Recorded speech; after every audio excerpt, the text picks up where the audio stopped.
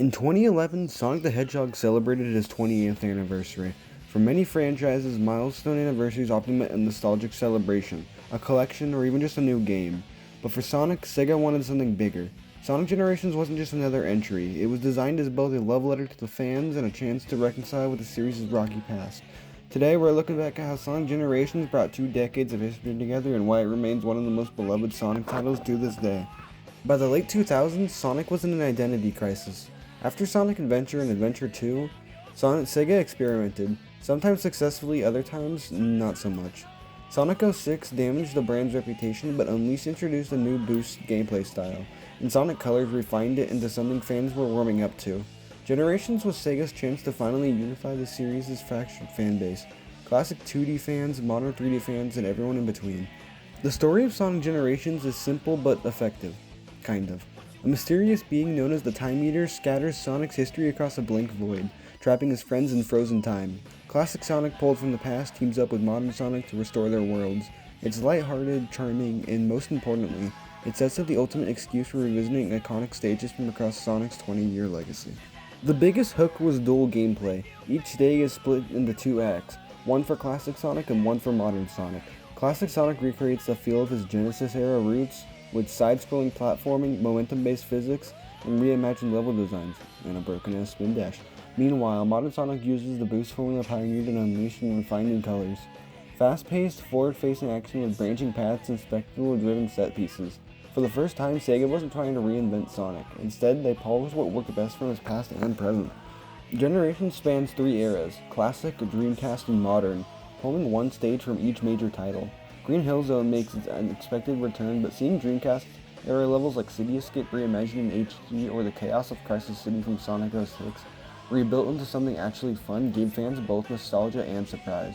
Each stage is packed with references, remixed music, and visual details that celebrate Sonic's history while giving it new life.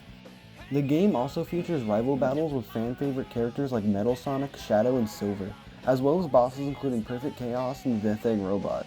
While not every encounter is perfectly designed, they add variety and showcase just how much history the game covers. The final battle against the Time Eater, well, it's diversive, but as a climactic celebration, it's still fitting, even if frustrating and not like the best to most players.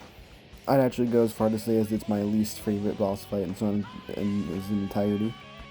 Outside the main levels, Generations is packed with side content. Collecting red rings unlocks concept art and music, while challenge missions remix gameplay with quirky twists.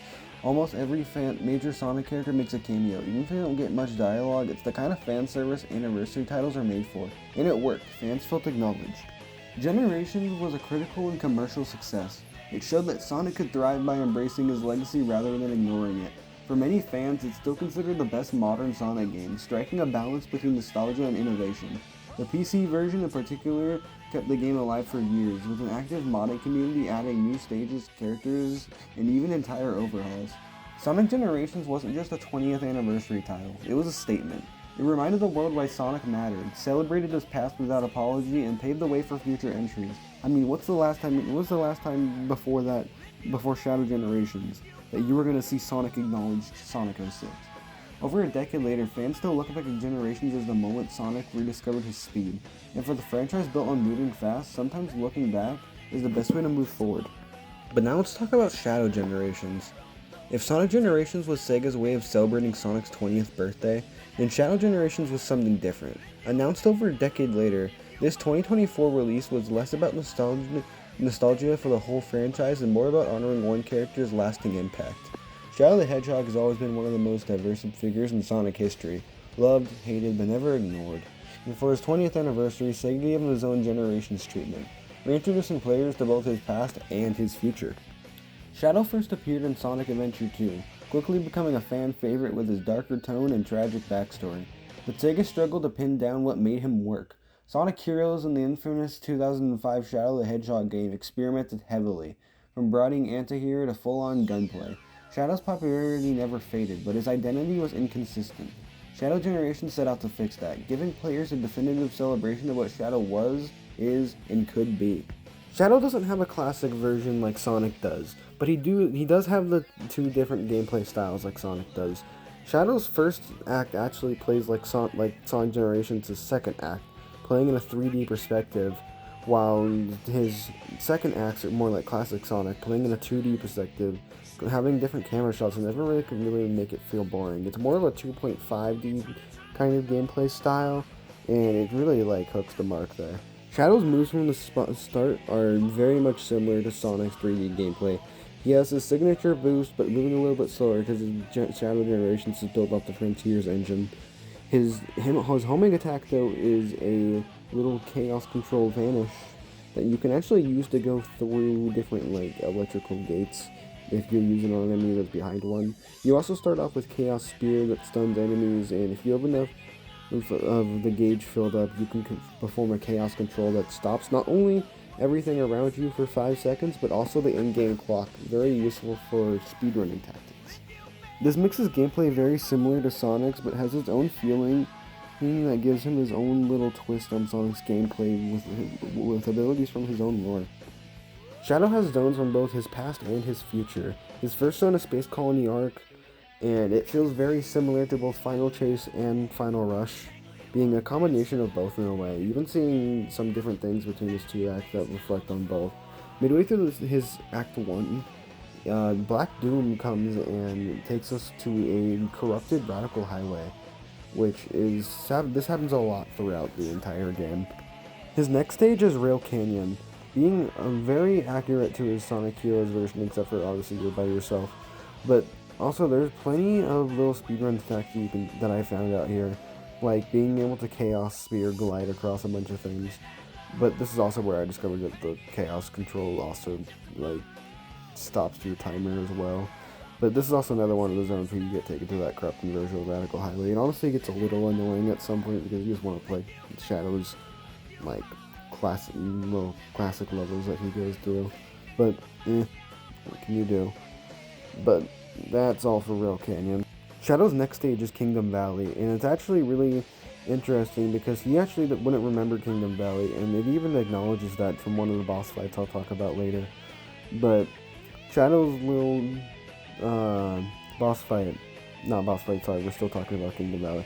Kingdom Valley has very interesting level mechanics. It feels like his 06 level, but actually it feels a lot like Sonic's Kingdom Valley and Sonic and Silver's. But it feels like Kingdom Valley, but much more linear. Like walls are closed in and stuff, and you have these abilities from what I'll talk about after the levels. Next is Sunset Heights, a level that no one was really expecting to be in there because we thought that they wouldn't really go. I think they would only really go into Shadow's past stages, but no, we get some levels from his future, and we know it's his future because Shadow's Generations takes place at the same time Sonic's Generations does, which happens right after Colors. Well, not, yeah, basically right after, at least the plan starts right after Colors because of the time you did it. Yeah, Shadow is Sunset, it's much better than it is in Sonic Forces. And it also takes a lot from Sonic's version of the level, even being Sonic's version of the level, because, Sunset Heights did.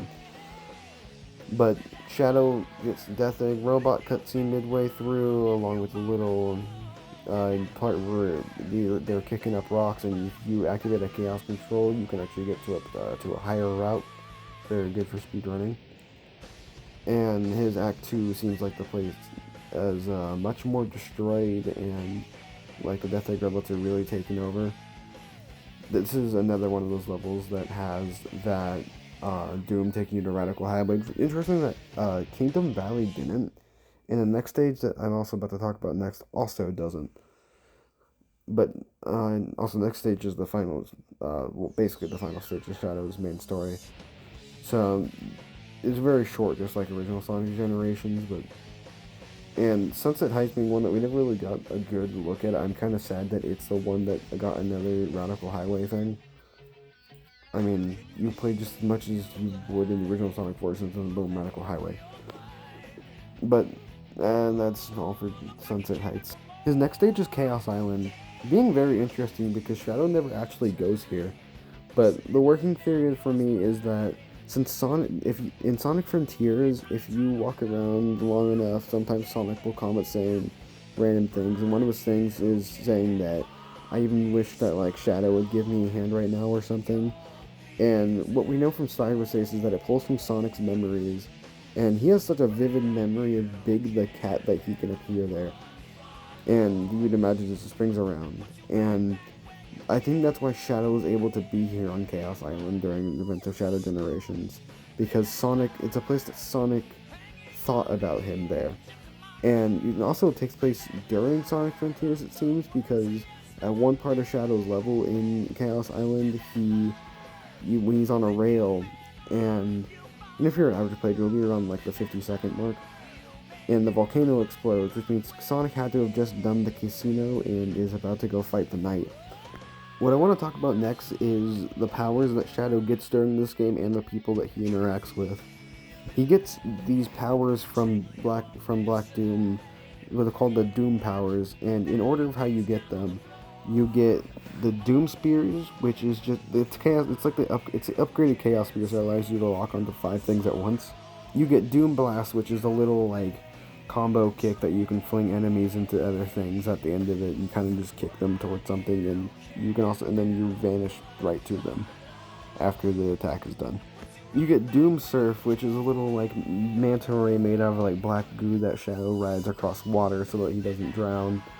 And it's actually really good, and also a main gimmick of one of the fights I'll talk about later. Doom Morph is another one that we get, and it turns Shadow into this squid-like creature that can travel across this like purple substance, and that you normally move really slow on without the Doom Morph. And you can grapple across these purple orbs, and you have like a little boost on the thing that you can kind of spam. And it's really interesting. It's one of the least like favored power-ups between people, but I actually like it if you know how to use it. Doom Wings are the equivalent of Shadow's super form in this game. It's the last power he gets, and first one that we see, but last that he gets. And it gives him wings that he can glide around with, and it drains his rings just like Supersonic, and he can't be hurt by enemies just like Supersonic. So this is just a way of giving you like a little like Supersonic bonus to Shadow without having him become Super Shadow. The people in Shadow's white space that he interacts with are also really interesting too, because they're not frozen in time like Sonic's friends are. In fact, it's pretty much everyone that's not at the birthday party. The first person we can talk to is Omega, and he's just kind of there. He was hunting down something at Eggman's. Orbot and Cubot are next, and they're just there because of what they got left in the void of space after Sonic Colors when Eggman found the Time Eater and things. So them being there makes sense. Big the Cat was not someone I was expecting to see at Kingdom Valley though, and we get like a huge, massive lore drop that he's one of the only people that actually remembers. Well, I don't even think he remembers. I think it's just he's been there. He's actually been to Soliana. And that's just a massive, like, lore drop, because I don't think anyone's supposed to remember anything. I have a theory that Sonic remembers Crisis City after the Events of Generations, because of things he says in, I think it's Sonic Freerider Zero Gravity, or it was one of the games, I don't remember which one it is.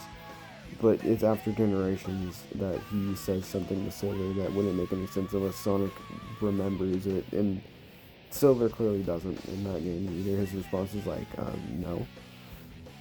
But it's really crazy that Big the Cat is just kind of there and just remembers, well, no, sorry, but he's been to Soliana.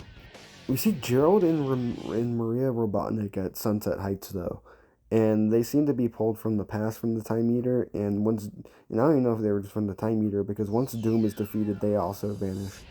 So, it's just kind of sad to see them go at the end of the game, but, I'll also talk about Rouge at Chaos Island, because even though she gets unfrozen in Sonic's story, she's at Chaos Island because she comes to see Shadow in Shadow's story. And if Rouge didn't come over there would have been no one at Chaos Island, which I find really funny. Shadow's boss fights are the most interesting part of this game for me, though. His first fight makes sense. It's at the Ark. It's against the Bio Lizard. And not like the final hazard, but just the normal Bio Lizard that he fights in Adventure 2. By himself, and it's just a little upgraded. It goes into the wall at some point and attaches itself there, but not too much of a big fight overall. Neo Metal Sonic is the next fight, and you use Doom Surf to hit barrels at him, and it's just really fun in general. And it seems like Neo Metal just transformed at the time of the boss fight, which also makes me wonder where everyone else is at that moment. If it's just because if everyone got pulled through time or something, but. No, just Shadow fights Neo Metal, and technically Metal Madness, but yeah, Metal Madness. Neo Metal is the other form before that, but he fights Metal Sonic. Mephiles is another fight we have, and he not only requires the most keys, but his boss fight arena is actually like hidden, and that's just really interesting to me. And when you get there, he immediately tries to kill Shadow with the same attack he killed Sonic with in Sonic 06. And he says that he's gonna make himself re-part of the timeline, and Shadow's just like, who the fuck is this guy?